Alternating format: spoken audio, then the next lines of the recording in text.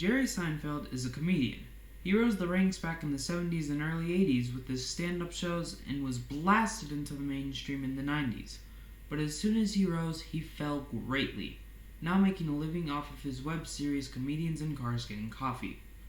What happened? What caused one of the biggest comedic voices of the 80s and 90s into a mere shadow of his former self? Let's take a look back on the rise and fall of Jerry Seinfeld. My favorite part, the satellite photo.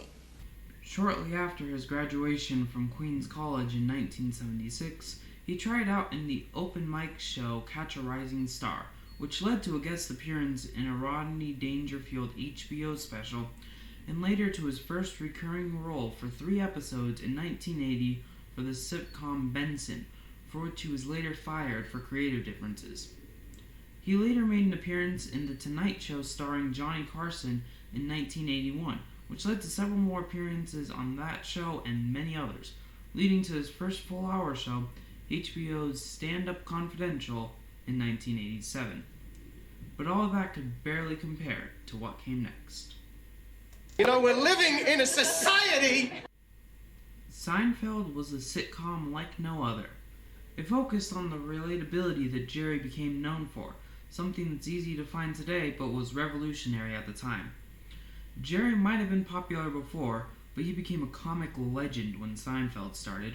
The show ran up all the way until 1998, which brings us to the grim final note of Jerry's career. You like jazz?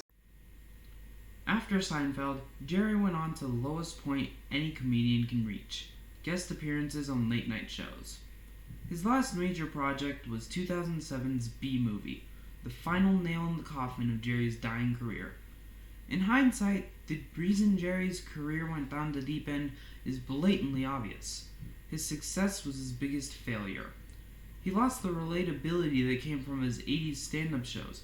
He no longer faced the same challenges he did in the 90s on the Seinfeld set.